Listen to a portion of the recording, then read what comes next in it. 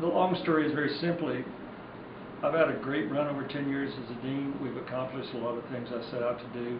This came along, folks asked me if I would participate, so I tendered my application and got through the search process, and now there's a 20% chance I could be the next president of New Mexico State. I spent about a third of my career in politics, both at the federal level and the state level. Spent about a third or a little over in business, and I spent the rest of my life in academics. And you won't find that blend around very often. It's pretty unusual. I would be considered, if selected by the regents, as a non-traditional president. Yes, I'm the oldest of the candidates, but by the way, the students, they sent me a Facebook page that says, he's old, but he's vigorous. I told the search committee, when you're doing what you love to do, if your health is maintained, you can do amazing things well into your 80s if you want to do it. This old guy's still got a turn or two around the track left. All I merely said was, if you want me to go on an interim basis, I'd be happy to do that for you till you find some new leadership. The people talking to me, particularly in the community, said, well, I really would prefer you try to do it on a permanent basis. To be responsive, both people within the university and people outside the university who are somewhat troubled by kind of the constant changing leadership of the university. And I think they want to get into a period of stability and direction. I happen to be a big succession planner. I would recommend to the regents, if they were to choose me, that we focus more of our attention on succession planning, starting with department heads, to associate deans, to deans, to provosts, to presidents.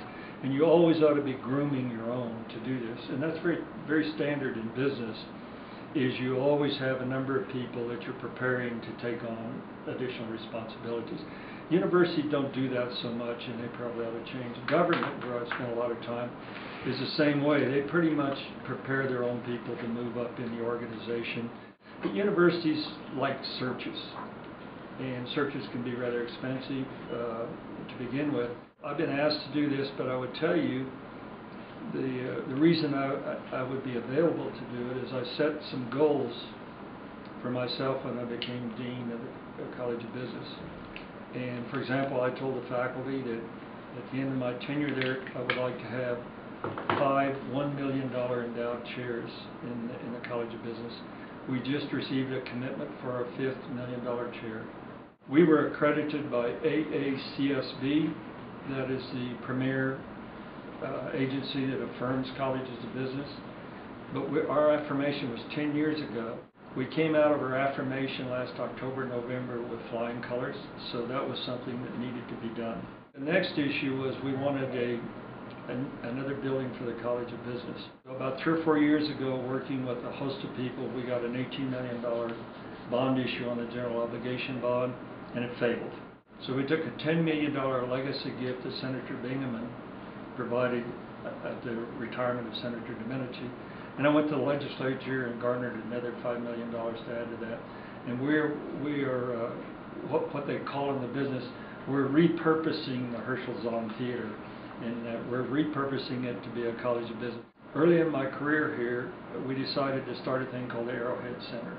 It's now kind of a multi-million-dollar deal. We run a business park. We have 35 or 40 employees. That enterprise has really taken off, and the Arrowhead Center has become known in New Mexico. It's actually one of the best branded parts of New Mexico. UNM is now trying to model their center apparatus after Arrowhead Center that we've been doing for a long period of time.